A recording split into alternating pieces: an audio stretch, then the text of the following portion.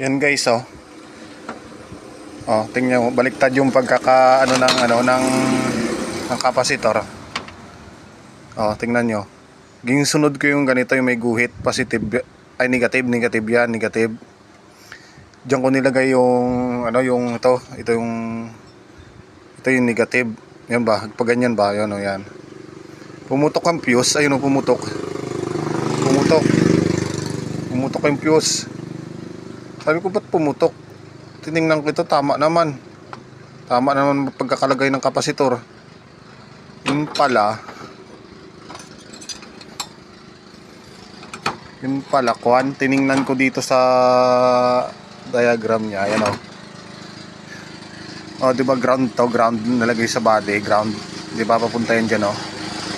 Dito ito magka-connect to, magka-connect yo, ground. Yan, ground.